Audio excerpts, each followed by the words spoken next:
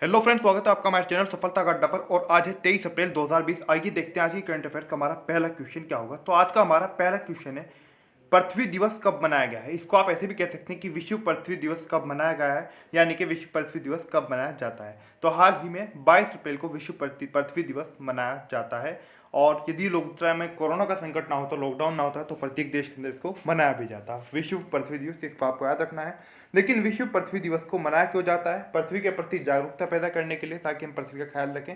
इसी के लिए हमारा वातावरण जो है संतुलित रहे, पर्यावरण भी बचा रहे, इसीलिए हम पृथ्वी दिवस मनाते हैं। अच्छा, इसको मनाते कितने देश हैं और इसकी शुरुआत कहाँ से हुई, आइए उसके बारे में थोड़ा सा जानते हैं। ये जो दिवस है यह 22 अप्रैल 1970 में पहली बार मनाया गया, 22 अप्रैल 1970 में। और इस दिवस को 193 देश मनाते हैं। दुनिया के 193 देश इस दिवस को मनाते हैं। 22 अप्रैल 1970 को पहली बार विश्व पृथ्वी दिवस मनाया गया। अगला क्वेश्चन देखते हैं, अगला क्वेश्चन क्या होगा। अगला क्वेश्चन है हमारा, हाल ही में किन उच्च न्यायालयों में मुख्य न्यायाधीशों की नियुक्ति हुई है। अभी सुप्रीम कोर्ट के जो मुख्य न्यायाधीश हैं उनके द्वारा जो हाई कोर्ट होते हैं उनके मुख्य न्यायाधीशों की नियुक्ति की गई है, यानी कि फेरबदल किया गया है। तो हाल ही में 3 उच्च न्यायालयों के मुख्य न्यायाधीशों की नियुक्ति हुई है, यानी कि हाई कोर्ट के जो चीफ जस्टिस होते हैं, आप इसको ऐसे समझ सकते हैं। तो मुंबई, ओडिशा और मेघालय, इन तीनों के अंदर नए जो मुख्य न्यायाधीश हैं उनकी नियुक्ति हुई है। तो इसका आंसर हो जाएगा हमारा उपरोक्त सभी, मेघालय, ओडिशा और मुंबई।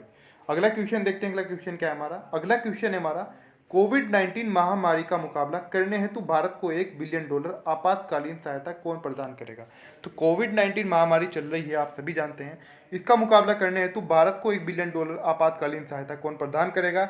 ये करेगा एनडीबी। अब आप सोच रहे हो कि एनडीबी क्या होता है। एनडीबी है न्यू डेवलपमेंट बैंक। क्या है? New development bank. और एडीबी क्या होता है? एडीबी होता है एशियन डेवलपमेंट बैंक। और आरबीआई क्या होता है? Reserve bank of India. तो एनडीबी की बात हो रही है। एनडीबी का नाम है न्यू डेवलपमेंट बैंक। यही भारत को $1 बिलियन की सहायता प्रदान करेगा। अगर बात करें एनडीबी की, तो इसकी स्थापना हुई थी 15 जुलाई 2014 को। कब हुई थी? 15 जुलाई 2014 को इसकी स्थापना हुई थी। और अगर इसके मुख्यालय की बात करें तो चीन के अंदर, यानी कि जो शंघाई है, चीन के अंदर एक जगह है शंघाई, एक शहर है, तो वहाँ पर इसका मुख्यालय यानी कि हेडक्वार्टर है। अगर बात चीन की करें तो यहाँ के जो राष्ट्रपति हैं वो शी जिनपिंग हैं। और अगर बात करें चीन की जो राजधानी है वो बीजिंग है। और अगर बात करें कि चीन की जो करेंसी है वो क्या है, चीन की करेंसी रेन मिन भी है। इसको भी आपको साथ के साथ याद रखना है। आगे बढ़ते हैं, देखते हैं अगला क्वेश्चन क्या होगा। तो अगला क्वेश्चन है हमारा, ई संजीवनी के माध्यम से बीमार लोगों को मुफ्त ऑनलाइन चिकित्सा परामर्श कौन प्रदान करेगा। ये ई संजीवनी जो है कार्यक्रम चला है हिमाचल प्रदेश सरकार ने।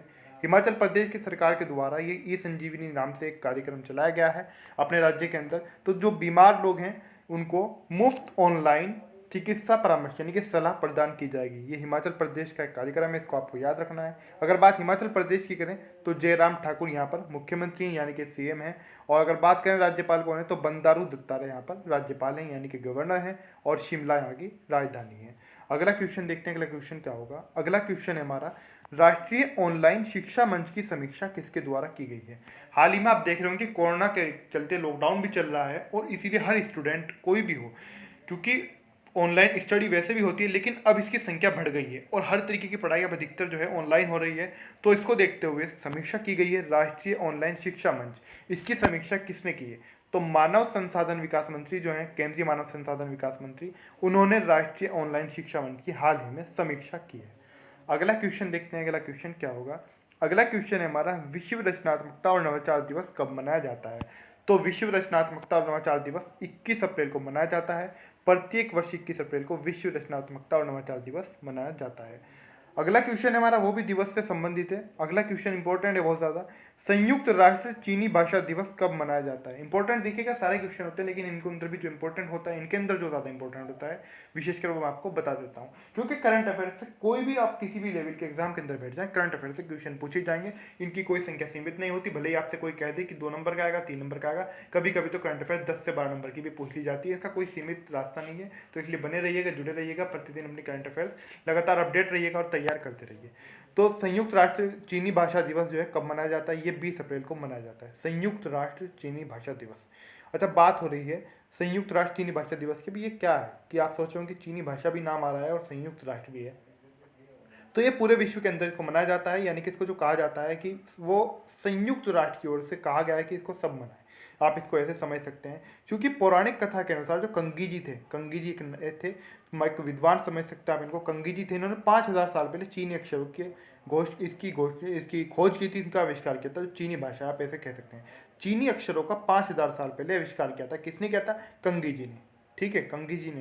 ये किसके अनुसार है? पौराणिक कथा के अनुसार। और यह है भी कि कंगी जी ने ही 5000 साल पहले चीनी अक्षरों का आविष्कार किया था। इसी को देखते हुए, क्योंकि 20 अप्रैल को संयुक्त राष्ट्र चीनी भाषा दिवस मनाया जाता है। तो बात संयुक्त राष्ट्र की भी है, तो संयुक्त राष्ट्र के बारे में थोड़ा सा इंपॉर्टेंट है, उसको जानते हैं। अगर संयुक्त राष्ट्र के बारे में आप विस्तार से जानना चाहते हैं तो अभी सर्च कीजिएगा सफलता गाड्डा यूएनओ, तो जाकर हमारे चैनल पर क्लास है पूरी, उसको जाकर आप सर्च करके देख सकते हैं। उसके अंदर आपको इसका ए से लेकर जेड तक सभी पता चल जाएगा, क्योंकि संयुक्त राष्ट्र से भी कई क्वेश्चन एग्जाम के अंदर पूछे जाते हैं। तो संयुक्त राष्ट्र संघ के बारे में आप वहाँ से जान सकते हैं। तो बात संयुक्त राष्ट्र संघ की हो रही है, इसके बारे में जो कॉमन है वो जानते हैं। एंटोनियो गुटेरेस हैं इसके महासचिव, और स्थापना हुई 24 अक्टूबर 1945 में। इसका मुख्यालय कहाँ पर है, क्यों स्थापना हुई, क्यों आवश्यकता हुई, इस तरह के जितने भी तमाम सवाल हैं आपके, तमाम क्वेश्चन है, उनके जवाब आपको वहाँ पर मिल जाएंगे, आप वीडियो लग से देख सकते हैं। और मैं कहूँगा कि आपका फायदा ही होगा, तो एक बार ज़रूर देख लें, वीडियो अच्छी तरह समझा रखा है, आप एक बार ज़रूर देख लें।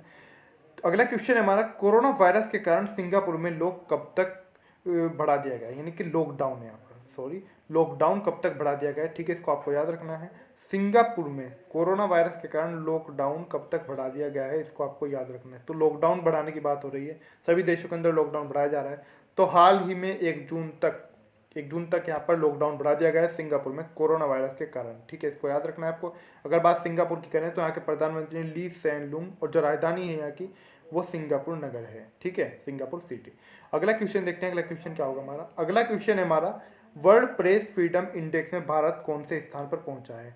तो वर्ल्ड प्रेस फ्रीडम इंडेक्स में भारत की जो स्थिति है दिन प्रतिदिन खराब होती जा रही है, हमारे देश की काफ़ी चिंता का विषय है। हाल ही में वर्ल्ड प्रेस फ्रीडम इंडेक्स जो है, इसने सभी देशों के आंकड़े जो है वो जारी करता है। कोई सा भी देश हो, सभी की कहाँ पर कितनी स्वतंत्रता मिली हुई है पत्रकारिता को, कहाँ पर कौन किस तरीके से आवाज़ उठा सकता है। आप देखते भी होंगे हमारे देश के अंदर जो मीडिया है वो लगातार क्या कर रहा है, और किस तरीके की जो चीज़ें हैं वो सब कुछ हो रही हैं देश के अंदर। के ऐसा नहीं, मीडिया का बहुत सारा हिस्सा जो है वो सच भी दिखा रहा है। अभी लॉकडाउन के चलते भी जितनी अफवाहें फैल रही हैं, उसके अंदर जो लोग पुलिस से जुड़े हुए हैं काफ़ी खंडन कर रहे हैं कि कितनी खबरें झूठ चल रही हैं, और बाद में लोग मानवीय भूल बनाकर उसको माफ़ी मांग रहे हैं अपना। तो इससे हमारे देश की छवि खराब होती है। जो सच है उसे दिखाया जाना चाहिए, बिल्कुल उसे स्वीकार भी करना चाहिए, लेकिन किसी की मतलब गलत चीज़ नहीं दिखानी चाहिए। और एक और चीज़ आपने गौर करी होगी कि आप में से बहुत सारे जो स्टूडेंट हैं वो रेलवे एनटीपीसी की तैयारी कर रहे होंगे, तो अभी तक आपका एनटीपीसी का एग्जाम नहीं हुआ। अगर मीडिया चाहता तो आप कहेंगे कि मीडिया कहाँ से आ गया, लेकिन मीडिया का बहुत बड़ा रोल है। मीडिया चाहता तब तक आपका एग्जाम हो सकता था, लेकिन हमारे मीडिया को तो डिबेट हिंदू मुस्लिम से फुर्सत नहीं है। तो खैर छोड़िएगा इन बातों को, क्योंकि आपको ये भी बातें बताना जरूरी है, क्योंकि कल आप ही लोगों में से जाकर आप ही भविष्य हैं भारत का, एक नए भारत का आप ही निर्माण करेंगे। तो बात हो रही है वर्ल्ड प्रेस फ्रीडम इंडेक्स में भारत कौन से स्थान पर पहुंचा है। तो भारत पहुंच गया है 142वें स्थान पर, पहले 140वें पायदान पर था, अब और नीचे गिरकर 142वें स्थान पर भारत आ गया है। अगर बात करें पाकिस्तान की तो 145वां है। कुछ लोग कह रहे हैं कि पाकिस्तान देखो हमारे से भी नीचे आ रहा है, पाकिस्तान क्या है, हम उससे थोड़े अपना मुकाबला करेंगे, हम तो ऊंचा आदमी है। तो खैर चिंता का विषय, लेकिन छोड़िएगा, आपको इतना याद रखना है भारत 142वां हमारा स्थान है हमारे देश का। ठीक है, किसके अनुसार? वर्ल्ड प्रेस फ्रीडम इंडेक्स के अनुसार। अगला क्वेश्चन देखते हैं, अगला क्वेश्चन क्या है हमारा, जियो प्लेटफॉर्म की 9.99% हिस्सेदारी कौन खरीदेगा। तो हाल ही में फेसबुक ने घोषणा की है उसकी ये हिस्सेदारी खरीदने के लिए, क्योंकि फेसबुक लगातार भारत के अंदर एक्टिव होना चाहते हैं और इसी के तहत ये हिस्सेदारी खरीदना चाह रहा है। अगर बात फेसबुक की करें, यदि आप हमारी करंट अफेयर के साथ डेली जुड़े हुए होंगे तो मैंने आपको परसों क्वेश्चन आया था फेसबुक के बारे में, इसका मुख्यालय कहाँ पर है, क्यों है, कैसे है, उसके बारे में मैंने आपको उसी तरह के सब कुछ बताया था। तो आपसे फिर मैं यही कहूँगा करंट अफेयर के साथ डेली जुड़े रहें, क्योंकि कुछ ना कोई क्वेश्चन नया प्रतिदिन नया आता है, और आप उसको छोड़ देते हैं तो काफ़ी इससे नुकसान होता है स्टूडेंट का। तो फेसबुक की बात हो रही है, फेसबुक की जो स्थापना हुई थी वो 2004 में हुई थी, और इसके सीईओ जो हैं वो है मार्क जुकरबर्ग, इसको भी आपको याद रखना है। ठीक है, फेसबुक की बात है। अगला क्वेश्चन देखते हैं, अगला क्वेश्चन क्या है हमारा। अगला क्वेश्चन है हमारा, सुजलाम सुफलाम जल संचय, सुजलाम सुफलाम जल संचय अभियान के तीसरे संस्करण की शुरुआत किस राज्य में की गई है। आने वाले समय में जो मानसून आएगा उसको लेकर पहले गुजरात सरकार जो इस तरह के इंतजाम, इस तरह के जो कार्यक्रम है चला रही है। तो सुजलाम सुफलाम जल संचय अभियान का तीसरा संस्करण की शुरुआत की गई है गुजरात सरकार के द्वारा। किसके द्वारा? गुजरात सरकार के द्वारा, गुजरात राज्य के द्वारा। बात गुजरात की करें तो राजधानी यहाँ की गांधीनगर है। अगर बात करें कि यहाँ के मुख्यमंत्री कौन है, विजय रूपाणी है, और आचार्य देवव्रत यहाँ पर राज्यपाल यानी कि गवर्नर है, इनको आपको याद रखना है। गांधीनगर गुजरात की राजधानी है। अगला क्वेश्चन देखते हैं, अगला क्वेश्चन क्या है हमारा। अगला क्वेश्चन है हमारा, भारत में 2020 तक 34 करोड़ मासिक एक्टिव यूजर बनाने का लक्ष्य किसने रखा है? आप समझ गए होंगे कौन रख रहा है, कौन भारत में अंदर लगातार एक्टिव होना चाह रहा है। तो 34 करोड़ मासिक एक्टिव यूजर, आप अंदाजा लगा सकते हैं कि कितनी बड़ी ये अपना लक्ष्य यहाँ पर रख रहे हैं। तो ये लक्ष्य रखा है फेसबुक ने। फेसबुक के बारे में भी आपको बता चुका हूँ, पहले भी कई बार आपको बता चुका हूँ, विस्तार से ही बता चुका हूँ, शॉर्ट में ही बता चुका हूँ। ठीक है, तो इसको आपको याद रखना है। बात ये फेसबुक की है, तो फेसबुक ने लक्ष्य रखा है, फेसबुक के सीईओ मार्क जुकरबर्ग हैं। अच्छा, अगर आपने अभी तक हमारे चैनल सफलता का अड्डा सब्सक्राइब नहीं किया तो प्लीज़ ज़रूर सब्सक्राइब कर लें, ताकि आपको आने वाली नई वीडियो का नोटिफिकेशन मिलता रहे। वीडियो कैसा लगा प्लीज़ कमेंट करके ज़रूर बताइएगा, और वीडियो को लाइक और शेयर करना बिल्कुल भी ना भूलें।